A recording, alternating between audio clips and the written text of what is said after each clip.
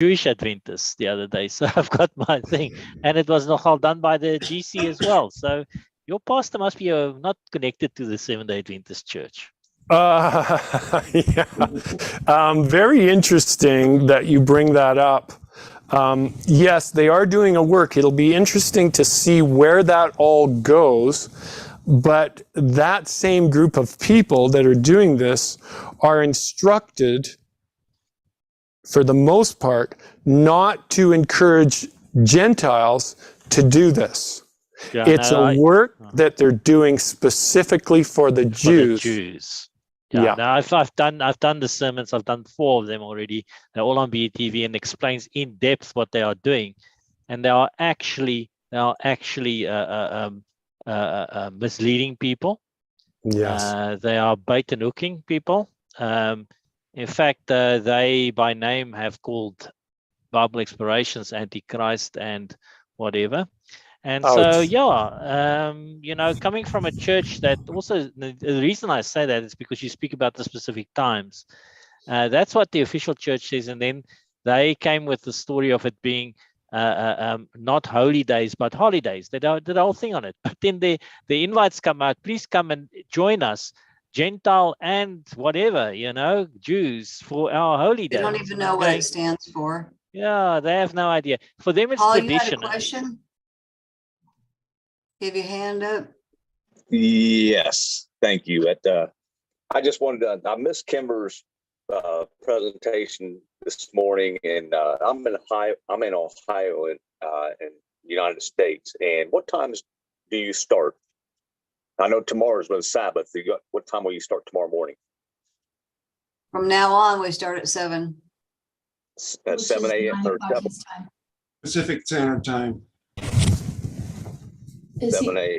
And then how about the rest of the feast times? For this week? Yeah, the rest. Every day is going to be 7. Okay, 7 a.m. I'll have 5 of them starting at 7. Okay. All righty. That's what I need to know, because evidently I'm missing part of it. I didn't think the presentation started till noon my time. So I'll get in there. 7 is noon your time. Where are you? No, I thought it started at noon. That I'm in Ohio, for the United States, Chillicothe, Ohio. Well, Tom started at 10. So you're East Coast. Yes. So it's 10 o'clock your time. 10 o'clock. Okay, that's what I need to know. Tomorrow, all right. Thank you very much. 9 o'clock our time. And that's the rest of the week. Today was 8, but tomorrow it'll be 7. So from now on, every morning it'll be 10 o'clock for you. Okay, thank you. Mm-hmm. Okay, we are on and ready, Keith. So you go right ahead.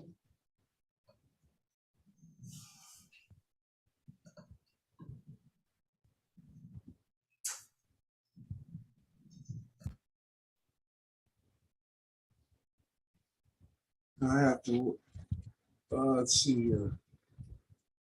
Go back to the beginning.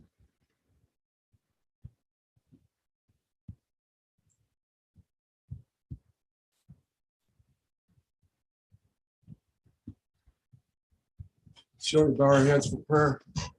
Dear Heavenly Father, thank you for being with us today on a day that you have appointed for us. Guide and bless everybody that is listening to this presentation today. And please put your Holy Spirit into them so that no matter what happens in the very near future, that folks will not be afraid and will be confident in your promises, because these things must occur before you come. In your name, amen. Let's see here.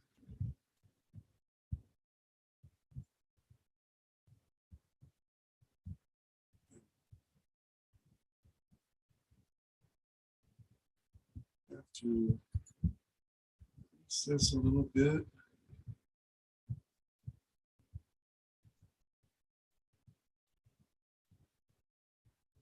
Flip it over. Slideshow. There we go. Now, Today, we're going to talk about the World Economic Forum and also artificial intelligence. First, we're going to go back to the history, and that's going to be very brief. And then we're going to go from things that's on their website, the fourth industrial revolution. We'll find out what it is. Then we'll talk about some new artificial intelligence. And then we'll go into a book that I have. If somebody wants to read it, they can. And then we're going to do some examples of some things that's happened in our history that some people may not know about. Well, first of all, every week for the last 2 years, I have gotten an email. It comes in about 10 or 11 o'clock on Thursday night. This is what came in last night, and I just decided to make a copy so that you can see what was in it. So the stuff that you see in the news all the time, this kind of shows where it comes from: trade, climate change, and massive government intervention. There's one about the Africa auto industry, and then there's one about the Trans-Pacific Free Trade Pact. Then the historic High Seas Treaty is signed, and talks about 300 jobs affected by artificial intelligence, and leaders call for a pause in it. Now you know kind of where that came from. They was told to pause it. And then there's a phase out of CO2 emitting cars. And anyway, that there is World Economic Forum in the news, and there's probably 15 or 20 different articles on each Friday night. I kind of glance through them, and a lot of times I'll pick out one or two and read one or two, and that's it, because there's a lot there. So we will show some of these wonders technology. Mark 13:22, for false Christs and false prophets shall arise and shall show signs and wonders to seduce, if it were possible, the very elect. And we're going to look at some of these signs and wonders. Some of these things I had heard about 20, 25 years ago and forgotten about them until I read this book that I'll quote later on. Here's the beginning of the World Economic Forum. 1988, it was called the New State of World Economy. So you can see that it's talking about the economy. Views its own mission as improving the state of the world by engaging business, political, academic, and other leaders of society to shape global, regional, and industry agendas. By the way, at the end, I have a short video if I can play it also. And you can see down here, 2023, cooperation in a fragmented world. One of the things that you never see on the WEF is anything about the Vatican. And I've always wondered who is behind the WEF. Is it the Vatican or not? Now, as we know, the person that started the WEF, his name is Klaus Schwab. And here is a comment that I got from the WEF. Artificial intelligence, but only artificial intelligence, but also the metaverse, near space technologies, and I could go on and on. Synthetic biology. What is synthetic biology? Synthetic means that it's not true biology. Synthetic biology. Our life is 10 years. Our life in 10 years from now will be completely different, very much affected. And who masters those technologies in some way will be the master of the world. Now you see, they're going completely the opposite direction of Christ. And this here is from Wikipedia about the WEF. In May of 2020, the WEF and the Prince of Wales Sustainable Markets Initiative launched the Great Reset. And I know everybody has heard about it. Here's what they say on their website. A 5-point plan to enhance sustainable economic growth following the global recession caused by the COVID-19 pandemic lockdowns. The Great Reset was to be the theme of WEF's annual meeting in August of 2021, but that one was canceled. This is by Claus. It's a PDF that I have that I got from their website. It's called, the PDF is called The Fourth Industrial Revolution. One of the main bridges between physical and digital application enabled by the fourth industrial revolution is the Internet of Things, sometimes called the Internet of All Things. In its simplest form, it can be described as a relationship between things and people that is made possible by connecting technologies in various platforms. And later on, we'll go through some of those technologies that they are attempting to do with that. It took more than 10 years and it cost $2.7 billion to complete the Human Genome Project. Today, a genome can be sequenced in a few hours and for less than $1,000. And then you look at this and wonder where this coronavirus came from. Now, this is the emblem for the World Economic Forum. And when you, if you've ever watched them, this is what it looks like. Sometimes they'll have 5, 10, or 10 people up front. Sometimes there'll be one person speaking. And this is from the Open Forum in Davos this year. The Industrial Revolution. The use of new basic materials, chiefly iron and steel, the use of new energy sources, including both fuel and motive power, such as coal and steam engine, electricity, petroleum, and the internal combustion engine. The invention of new machines, such as the spinning jenny and the power loom for permitted increased production, with a smaller expenditure of human energy. And this here is from Britannica. I'm not going to go through and read this here because it's about the same thing. It's about automobiles, airplanes, telegraph, radio, and the increasing application of science to industry. Now, this here is from the WEF. It's the first, and I'll go through each first, second, third, and the fourth. The Industrial Revolution spanned from about 1760 to 1840, triggered by the construction of railroads and the invention of steam engine. It ushered in mechanical production. That's the first one. And when you go on the internet, you can find different variations of each one of these. The second started in the late 19th century and the early 20th century, made by mass production possible, fostered by the advent of electricity and the assembly line.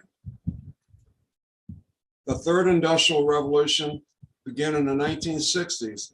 It is usually called computer or digital revolution because it was catalyzed by the development of semiconductors, mainframe computers, which is in the 1960s, personal computers, 1970s and 80s, and the internet in the 1990s. And this is all from the Fourth Industrial Revolution. It's a PDF by Klaus Schwab. So it's not someone just saying this. Electricity was developed from breakthroughs in basic physics out of UK universities, which led to new communication systems. And this here is going back to the third industrial revolution. To clarify it a little bit more, we clearly have a new communication system, the internet. And I suggest we can reasonably date the beginning of the Industrial Revolution to the mid-1990s, when desktop PCs became linked for the first time by Tim Berners-Lee, World Wide Web, and that guy, which is Netscape. If any of you didn't remember what Netscape is, I put a picture of the Netscape up here. This was the first browsers that came out. This is a long time ago. Microsoft went and bought out Netscape. The fourth industrial revolution. This is from the WEF.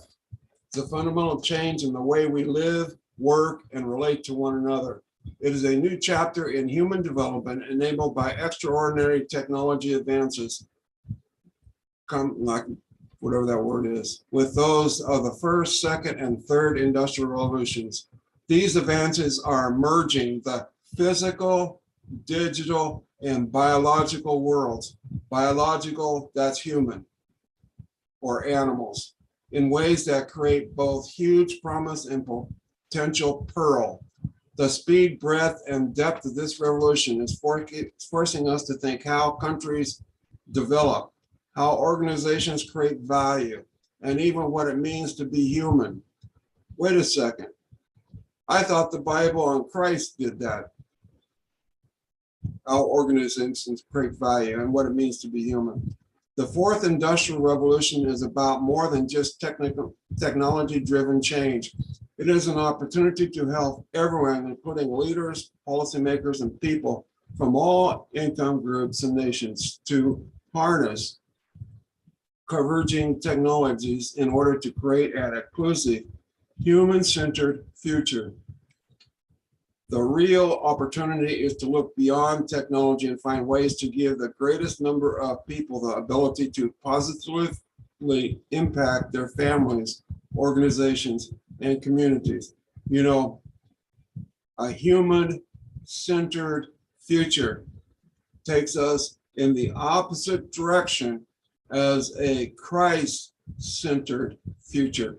It goes in the opposite direction.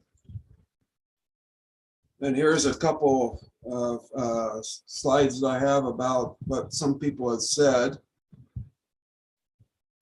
The ultimate unaccountable tyranny. The WEF cites AI as a singular key to the fourth industrial revolution. In their view, there can be no human progress without the influence of artificial intelligence, algorithms, and if you've heard about algorithms, everything is going to be run by algorithms. When I used to work in the emergency room, a lot of the stuff we had was based on algorithms. You go through 1 through 3, 4, 5, 6, you know, through these certain steps when certain people coming in with certain diagnoses. This delusion is often promoted by globalist propagandists. For example, take a look at the summarized version of WEF member Yuval Harari, who actually believes that AI has creative ability, that it replaces human imagination and innovation. Now, I've talked about this guy before in one of my programs, and he is a person that believes that they're going to very soon have the technology for mankind to live forever. Now, this is an article, and I put it up there at the top because this is the National Library of Medicine. In other words, it's an official document, National Center for Biotechnology Information, and it shows where you can read it. It's an EPUB. Computer-based personality judgments are more accurate than those made by humans. We've arranged a society on science and technology in which nobody understands anything about science and technology. And boy, haven't we seen that today. This is where people is going and doing their own research on why we had the lockdowns and stuff. And this combustible mixture of ignorance and power, sooner or later, is going to blow up in our faces. I mean, who is running the science and technology in a democracy if people don't know anything about it? And this is Carl Sagan to Charlie Rose, and everybody knows who Carl Sagan was. And this was 1996. And this is from another article. It's an abstract. People judging other people's personality is an essential skill in successful social living, as personality is a key driver behind people's interactions, behaviors, and emotions. Although accurate personality judgments stem from social cognitive skills, development in machine learning show that computer models can also make valid judgments. Computers outpacing humans in personality judgments present significant opportunities and challenges in the areas of psychological assessment, marking, and privacy. And this is one of the things that we have learned during the lockdowns, is that the people that was hurt was the kids who was not around other kids learning social skills. And here is the article by Klaus Schwab, The Fourth Industrial Revolution. I do have it on my computer. And when you go to the index of it, you can see what he talks about: implantable technologies, our digital presence, a wearable internet, and we will go and talk a little bit about that. A supercomputer for your pocket, Internet of all things, the connected home, smart cities. If you've seen smart cities, it's called 15 cities. In other words, you can go, they're going to very soon limit you to within 15 miles of your house, and that's the only distance you'll be able to travel.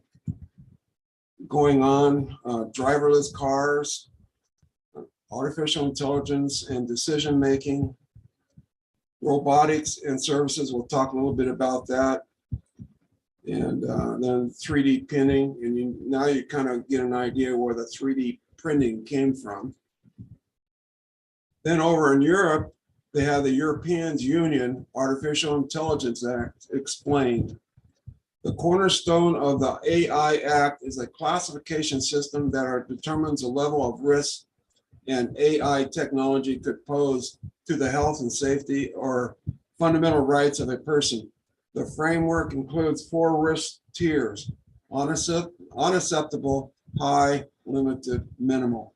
Now, if it's unacceptable, you know that there's the stuff that the government, and high will be the stuff that the government is doing that we probably will not see any of it directly, but indirectly we will. All AI systems with limited and minimal risk, lifespan filters, or video games are allowed to be used with little requirements other than transparency obligations. Systems deemed to pose an unacceptable risk, like government social scoring and real-time biometric identification systems. And I believe those have already been implemented, but aren't put in practice yet in public spaces, are prohibited with little exception. High-risk AI systems are permitted, but developers and users must adhere to regulations that require rigorous testing, proper documentation of data quality, and an accountability framework that details human oversight. And who's going to be doing that oversight? Believe me, it's not going to be the common people. It's going to be way high up in the government. AI deemed high risk include anonymous vehicles, medical devices, and critical infrastructure machinery, to name a few. So right there, they said the high risk. Automobiles that drive themselves, yeah, they're coming. And certain medical devices. Now, who is in charge of AI at the WEF? Her name is Kay Firth Butterfield. She graduated with a Bachelor of Arts in Law and Social Science from the University of Sussex. She attended St. Mary's University for her further studies, where she received a master's degree in international relations and a Master of Laws. And a Master of Laws.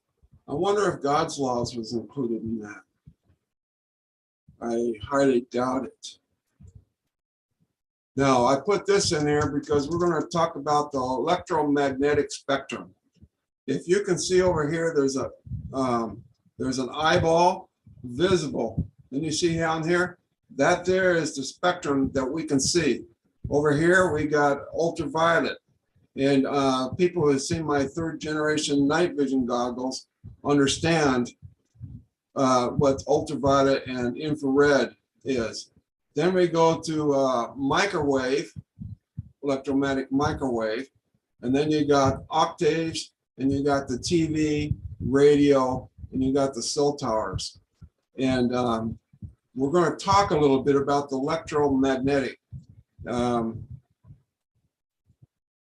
Electromagnetism, it's a wave, versus EMP, which is electromagnetism pulse.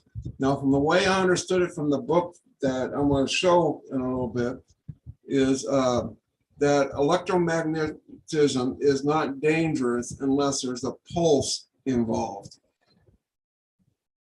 according to her. So you've all heard of an EMP. Body wave lets you control a PC with your mind without a headset. And this here was an article that was on the WEF, and it was about the body wave. So I went and did a real research about the body wave. And here's what I found out about. A biofeedback armband called Body Wave is the first of its kind to measure brainwave activity. See, it's measuring brainwave activity. It's not reading your mind or anything else, but it measures brainwave activity, which is electromagnetism. Activity through the body, not the scalp. Instead of an EEG headset, according to a user concentration level, the body wave reads brain waves at the arm by measuring the electric current given off by neurons firing in the brain. Bundled with an interactive software package called a Play Attention. This is for kids. It reportedly enables interactive feedback and training towards peak mental performance. And I'll show where the adult, at the end, there's a video I like to show of an adult controlling a robot with his mind. Is this biofeedback? I believe it's a form of it. 3 randomized controlled studies in Boston public schools conducted by Tufts University School of Medicine found that students who play attention had greater improvements in attention, hyperactivity, and excessive functioning than students who use cognitive training programs, commonly known as brain games, and those results persisted over time. The body wave uses 3 carbon sensors, no paste or gels required, that rest directly on the skin of the arm, wrist, or leg. These sensors search for brain wave activity measured in beta waves, and the armband then sends a feedback wirelessly to a mobile device or PC. The Play Attention software includes mind-controlled 3D games. Now you see the term that they use there, mind-controlled 3D games. They are reforming your mind.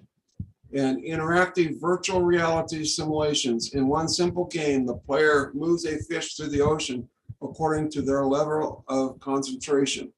In other words, they are trained. If concentration levels dip, the game ceases to function properly until the user engages more fully with the task. Now we're going to look at this here. This is called an Immer wave. It's a wristband.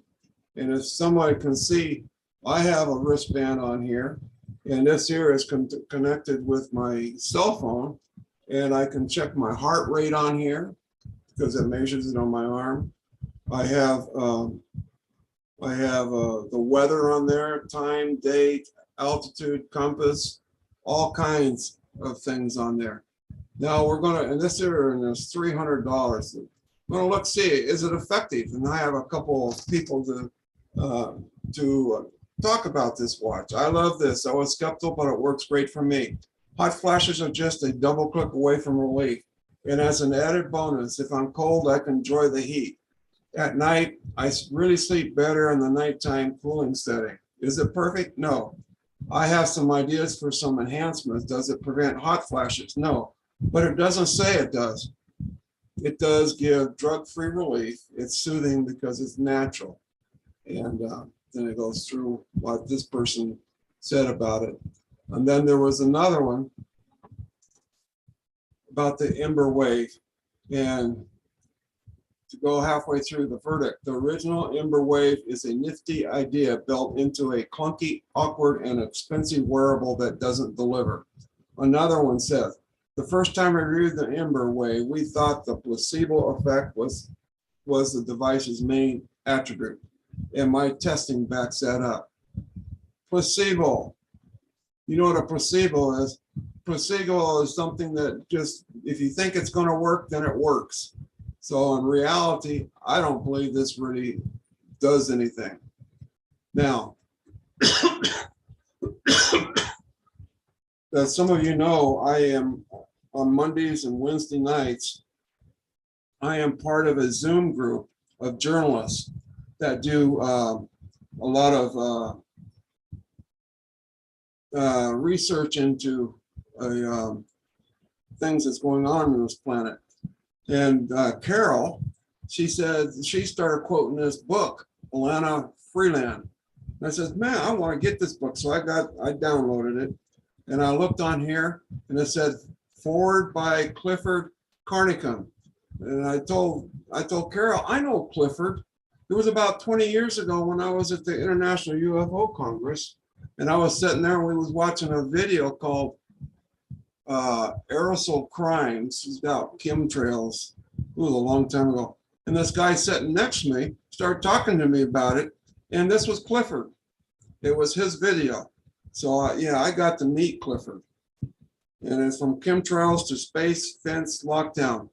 And if anybody wants this, I can send it to them. This here has a lot of things in there that's advanced technology that a lot of people don't know about. And we're going to go through a few of them. At least 4 countries, US, Russia, China, and Israel, possess the technology and organization to regularly alter weather. I knew this back in the 1990s. And geological events for various military and black operations, which are tied to secondary objectives, including demographic, energy, and agricultural resource management. Indeed, warfare now includes the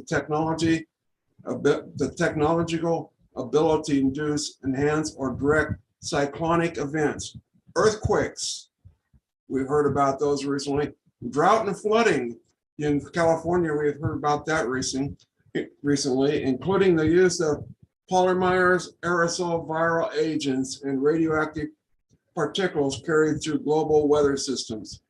Various themes in public debate, including global warming, have unfortunately been subsumed into a much larger military and commercial objectives that have nothing to do with the broad public environmental concerns.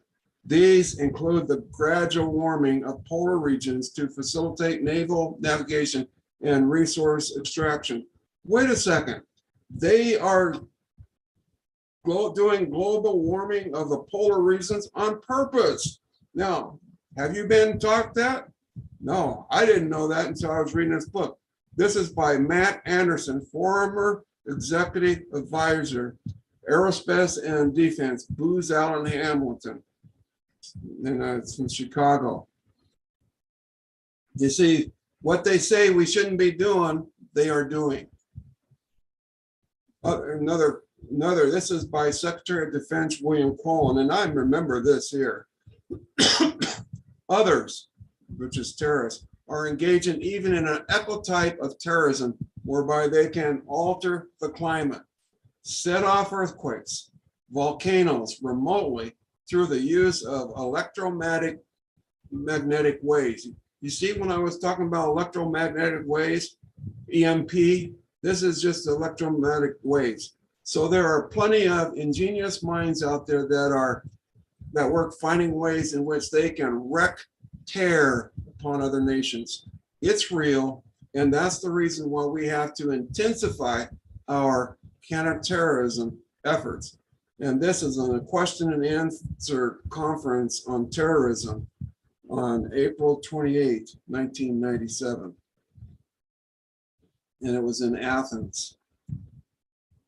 As was said earlier, the sea-based X-band radar, looks like a golf ball. It looks similar to a NextRad operation at similar frequencies, and is also a super high frequency radar system. As a floating self-propelled mobile radar station, which is a radio transmitter, the SBX is a mobile HARP system. See, I knew there was about 25 or 30 HARP systems on this planet. The one in Alaska was shut down. Why? Because now they've got them a mobile system, more than capable of unconventional attacks, such as triggering atmospheric disturbances, which is geoengineering. For example, this was conducting exercises off the coast of Florida the day before the Haiti earthquake in 2010, and was off Japan just before the Fukushima disaster in 2011. Now, this is on page 190 of this book, Under an Ionized Sky. Now, she does not say that it caused them. You've got to understand that. She does not say that they was caused them, but that they was conducting exercises. This is from Billy Hayes, which is called The Heart Man, also from the same book. On May 25, 2007, Bernard died. Bernard, Tom Burden, Fred Bill, a filmmaker, and I, which is Billy Hayes. Now, if you don't know Tom Bearden was like, he's like Tulsa was. He has a whole bunch of things that he invented. And I had a conversation in Texas about the possible development of Saturn rings around the Earth, like a celestial space collider. It seemed like every time the LHC, that's that conductor, it's over in Europe, was activated, there was cyclotronic reverberations like shock waves of earthquakes, volcano, and massive spontaneous gravity, which is scalar wave activity. Now, in case you have not heard, there is also what they call as a scalar weapon. Not very much is known about it. Steadfast data. And this goes to this goes to a magazine or a media outlet called CNET and Artificial Intelligence. A Popper News outlet has been publishing articles written by AI since November, keeping it on the down low. The media site CNET has been publishing these articles since November, and lots of readers don't seem to have noticed. The portal has recently turned out and published 73 artificial intelligence generated articles since then, reports Futurism. That's another magazine. This article was created using an AI engine and reviewed, fact-checked, and edited by our editorial staff. Reads a note on the website under the headline, date and author, editor credits. And then it says down below, humans were still involved, but only in a managerial role. So you can kind of see what's coming. Now, one time before, I mentioned this. This guy was Ben Rich. Who was Ben Rich? Well, you can see one of the things that he developed behind him, which is the stealth aircraft. He worked for Lockheed Aircraft Corporation, now Lockheed Martin Corporation, also known as Skunk Works. It's down by Lancaster at Edwards Air Force Base area. Everything that they make there is classified. Before he died, and in here it says, when I think it's the next one, it says when he died, it was back in the 1990s. Ben Rich, former head of Lockheed Skunk Works. Here's quotes that he has said to different people. The Air Force has just given us a contract to take ET back home. This was in 1982, a slide presentation. We already have the means to travel among the stars, but these technologies are locked up in black projects, and it would take an act of God to ever get them out to benefit humanity. Sounds like he wanted them to benefit humanity, but you know, they won't be there. That was in 1993, slide presentation. We now know how to travel to the stars. That was in 1993 also. Some more quotes from him.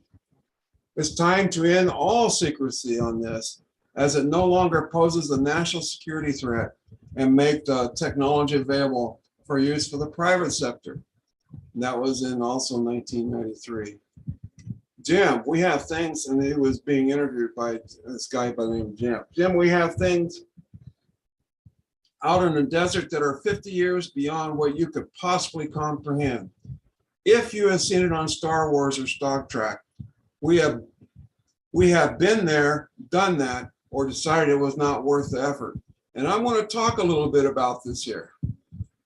Direct comments by Ben Ritz to Jim Goodall via telephone call at the U.S. Medical Center approximately 1 week before Ben passed away on January 5th, 1995. And then he said in 1998, another lecture, I wish I could tell you about the projects we are currently working on. They are both fascinating and fantastic.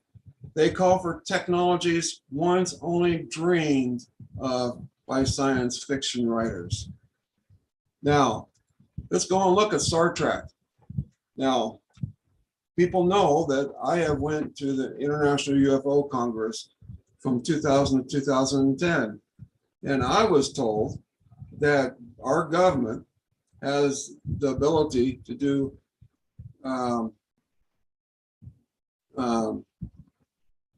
what do you call it, with a teletransportation. And he told me that there's a CIA controlled hotel in Vegas. It's not owned by the CIA, but they control it. You go down the basement in this elevator. When you get out of the elevator, you'll end up in Pine Gap, Australia. Now, do we have any things for that Lucifer can do that? Let's see what Lucifer can do here. Then the devil taketh him up into the holy city and setteth him on a pinnacle of the temple. So they didn't walk there. The devil took him there and said unto him, if thou be the Son of God, cast thyself down, for it is written, he shall give his angels charge concerning thee. And in their hands they shall bear thee up, lest any time thou shalt dash thy foot against a stone. And Jesus said unto him, it is written again, thou shalt not tempt the Lord thy God.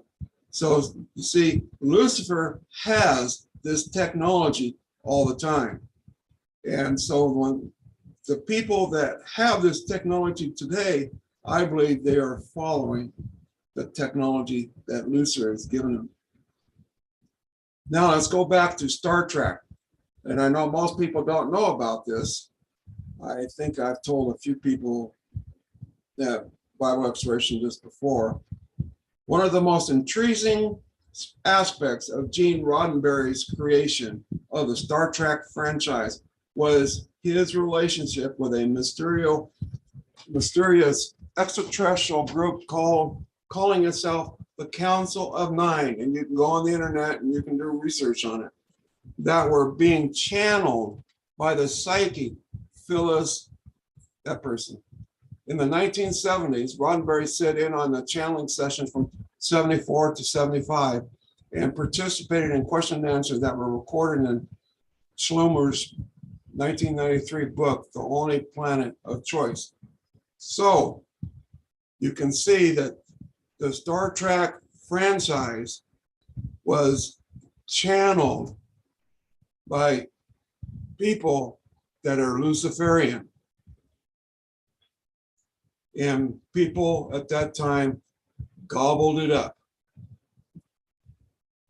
Ephesians 6:12, for we wrestle not against flesh and blood, but against principalities, against powers, against the rulers of darkness of this world, against spiritual wickedness. And where is this spiritual wickedness?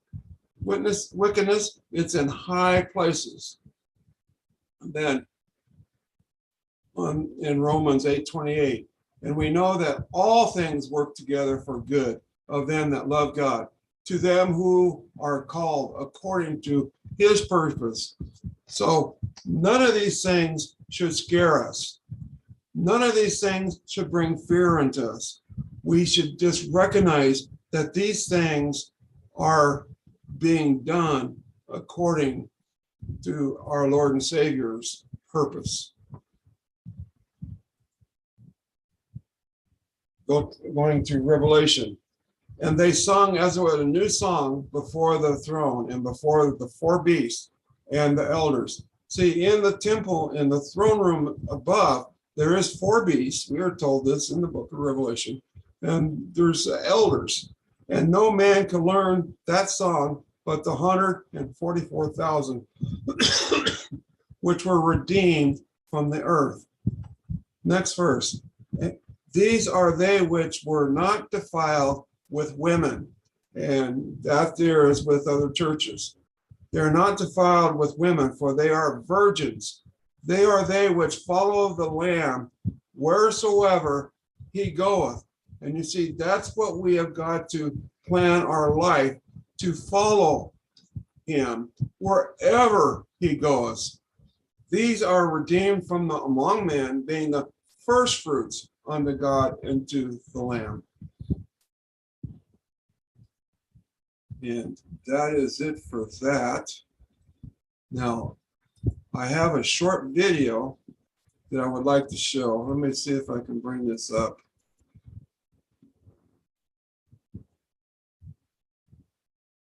I haven't showed a video on here. Let me see if this works.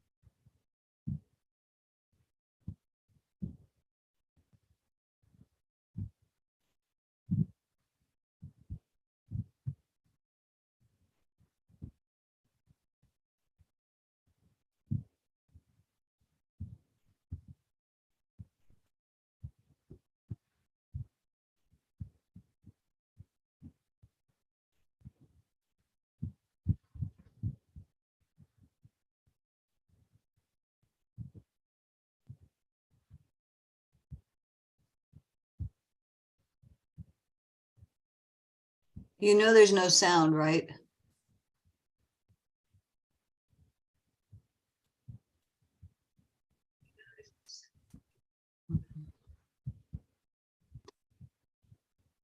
So these are like movies. Who cares? And people, they go in. They've done that for years. They go in and test for bombs, so you don't have to. Mm-hmm. So that's nothing. Yeah, that's not new. Mm-mm.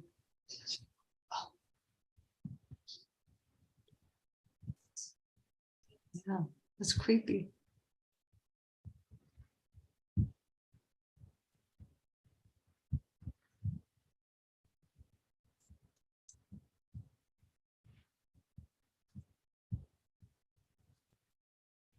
And you can kind of see where that technology is at.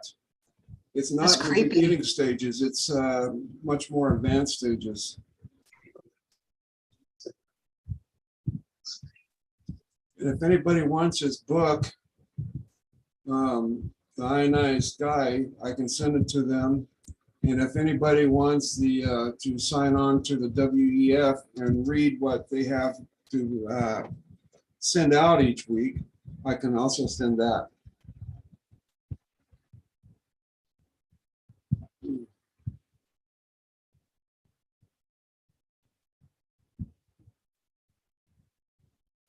Is anybody here? Yes, we're here. I work We this didn't, office did not and mean to have sound on. You were just showing the picture. Oh, there was no sound on it? No. But we saw them, and those little animal things, I think they've had them for a while going for bombs and stuff. Yeah. But even Well- up in Idaho, they have little computers that They look like little robots that go up and down the street and they deliver stuff to the dorms. It's creepy. Let me explain to what they have. They've seen that when it started, this guy had these electrodes on the back of his head. And those electrodes was getting the electromagnetic information from the guy's brain. And then you seen that little box that was on the back of his head? That would convert it to I's and O's, and that would control the robot. So his mind was actually controlling the robot through that little computer on the back of his head. These things are creepy. It's very creepy. And you see that there is the technology that they have is much more than what people realize. That video is from, by the way, is from Australia. It's not from the United States. A lot of strange things going on. But just the way they walk, and they look like some old movies and stuff where they had those weird things, and now they really have them out there, and they have robotics that do surgeries and all kinds of stuff. And I mean, that technology is good, but you just wonder what else they can do. Yeah, and some of that stuff for the surgeries comes from some of these doctors that are very, very smart, and they develop some of these technologies, and then they will send it to somebody that will advance it so that they can use it. Yes, you have a question? Yeah. You had your hand up. Go ahead. We can't hear you. You're muted. Yes, please. There you go. It's already Sabbath here in Africa. Okay. How's my sound? Glad to have you with us. Thank you very much. First of all, I like, my name is Mtemwe Tafira Emmanuel, Seventh-day Adventist here in Zambia, Lusaka in particular. And I've been a follower of Elder Vanberg, but unfortunately, I'm told he passed away. Okay, very sad. It was very sad news when I found out that. And okay, getting on to the topic. I like the comment from Sandy, where you say that it's amazing how this technology is coming up, and yet it seems it's not built for lack of a better word, for goodness. It's not built to solve anything nice. That's right. All this wonderful technology. Seems all this wonderful technology is built for distraction. And I like the presentation that the elder gave. You see, lucky enough, I'm IT, but I'm a specialist in IT, military, by the way. And I've been following the HAP theme and the EMP technology that they're coming up with. And back about 10 to 15 years old, I used to share with my fellow elders. This technology is very real, and it's purposefully built to come and achieve a certain goal. Now, coming back to Sandy's comment, what I understand is that the whole issue is that the way the elder was presenting in his presentation, what I've just come to realize is that all this technology which the devil had, even at the time when he took Jesus to the top of all this technology is not giving humanity technology that can enhance our livelihood. He is giving technology to prepare for his coming and for his final show. That's right now, if you agree with me, we are moving on from normal hard drives. These hard drives which have got a disk and a metal disk spinning. We're going into SSD drives. So I've been wondering, why is the rush for using SSD drives? Once an EMP is done over a location, it means all those SSD drives. If you recall, in one of your presentations, you had the word.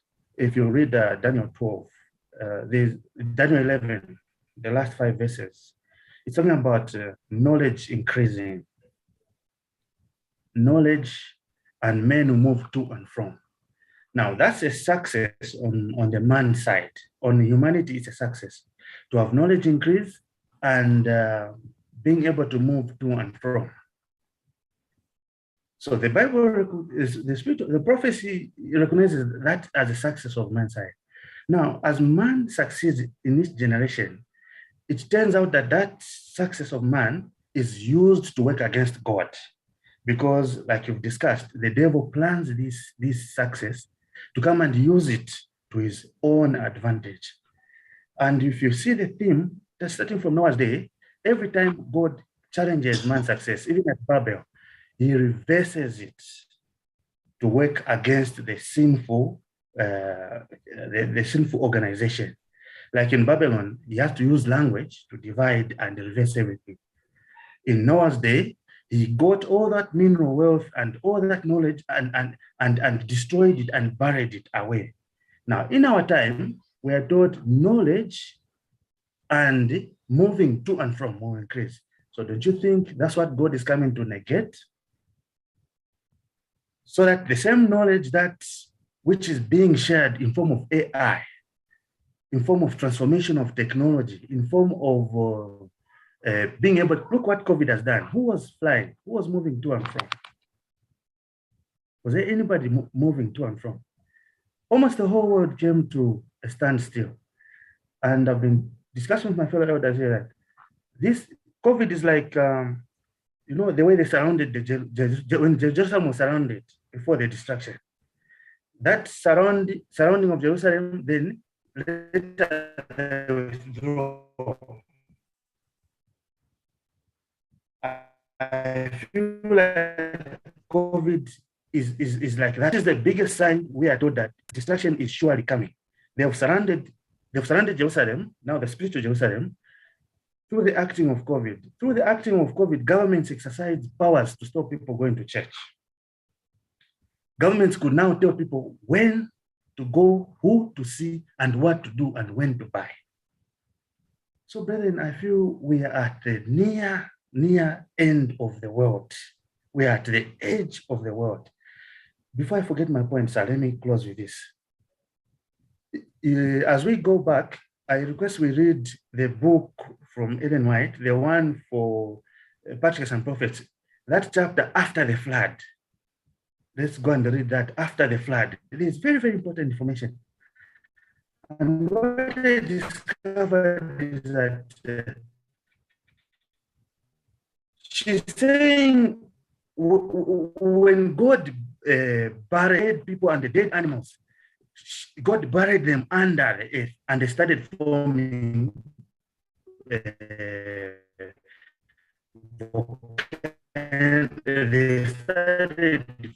rocks are mixing and the dead bodies are mixing and the trees are mixing and the world, when it crashes, it lies which is underneath. Now, if you read in the Spirit of Prophecy, we are told that the way the world will end, at the last plague, there will be the opening of the earth, and the fire from beneath will come. And when Jesus is coming with fire also. So the two fires, both the glory of God and the fire from beneath will meet, and the sinner of eye to meet our Christ, our Savior in the air. So my point being, all this talk about global, what do you call this? The weather, the environmental thing they're always scared about. I think they know. They have read the book for Ellen White. They know that that fire which God put under the earth, both Antarctic and the Arctic ice caps are melting because that fire is growing to come and fulfill the prophecy in the seventh plague. And when that fire grows, my elder, like you have said, actually that fire is coming with a lot of EMP. That fire will melt not only the ice caps, will melt even the fiber connections that are under the sea. That fire will even be greater than the HAP that they've created. That changes the world, the volcanoes, what they do, and so on and so forth. But the point being that they know and they have read that environmental changes are due to the judgment that God has given. And if you read that chapter in the Spirit of Prophecy, the book I've said, it even says that at the end of the world, these phenomena will be in rapid succession. Now, the point I want to drive at is we Christians, we better get ourselves ready. Even you remember the country living issue, to start living even away from the technology. Because imagine if all the banks have SSD drives on their servers, all the electronic information, all the Visa cards, everything. Imagine if such an impact affects even the knowledge, the computation power. What will happen to the world? Even all the flights that people book, all the reservations they make, all the financial information that is in the markets, everything that is affected electronically, what will happen to everything? So the advice to us is that let's start getting back to the country living, to see how we can live the normal way that will make us not to be able to be so dependent upon this technology. For now, sir, allow me to end here. Thank you so much for what I have learned from you so much. Thank you so much. Well, you're welcome. I'm glad you're here with us, and you found us and you watch us, and a lot of interesting things going on in the world. Yeah, we are not to be afraid. Sometimes it's scary because you see things. Sometimes it's scary, but you see, that's why I put some of these things out there so people, oh, okay, you know, when they occur, you're not as scared because you've heard it. You know, Christ said these things must occur. And why do they must occur? Because it has to show the evilness that Lucifer is. His character will be fully revealed. And it's showing more and more of the stuff going on in the world, how evil. And I think it's few people really that are on the wrong side. I'm not talking about Sabbath or anything, but the ones that are doing all the stuff they are, but they're so loud and they just walk right over everybody else, even if there's just a small group of them. Well, last week I talked about the crucifixion, and in there was a quote by Mrs. White that said, when Christ was crucified, there was still some angels in heaven that identified with him, and that put an end to it. They're not believing, but they was kind of had a soft, you know, place in their heart for him, was my interpretation. Yep. Yep.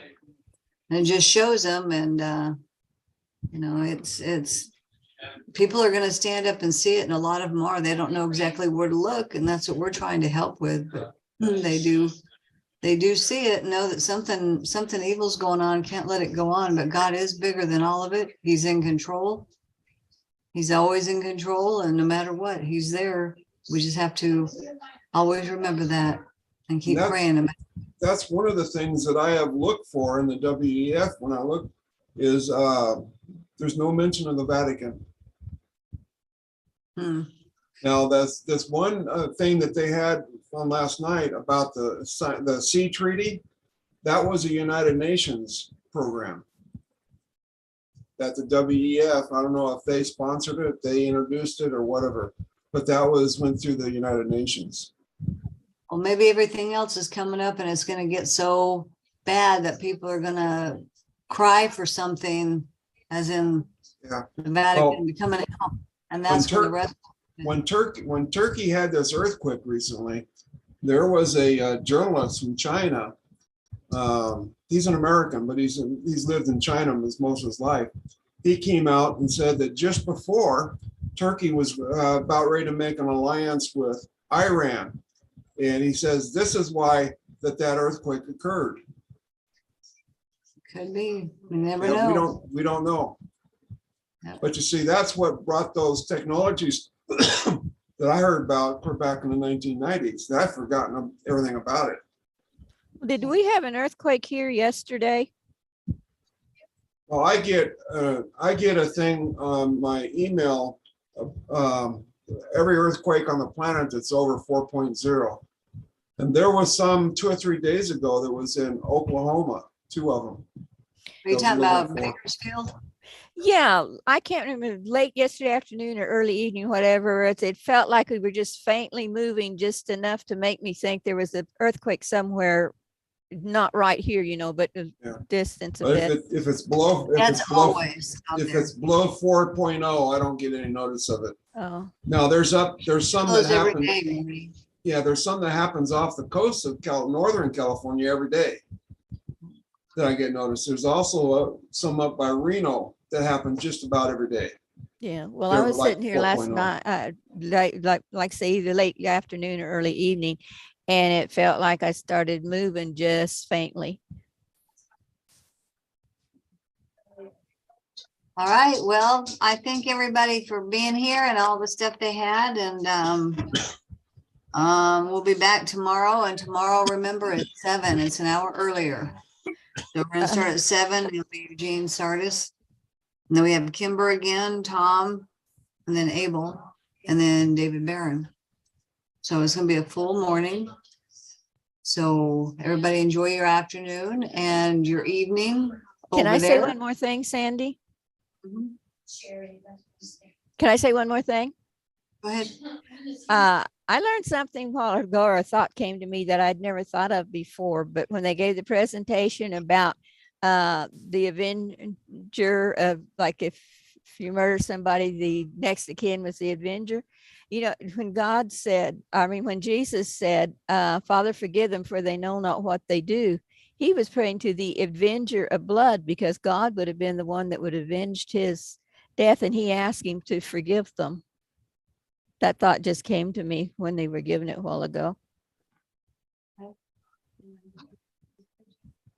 And hi, Patrick down there. Haven't seen you in a while. Glad you're here. Okay, everybody. Thank you again. And Sherry and everybody over in that group, hello. Yeah. So everybody have a nice afternoon, and we will see you in the morning. Behave, Violet, if you can. My baby missed me. Oh, she can't. All right, Maggie, tell them hi. And guess somebody else is in here, so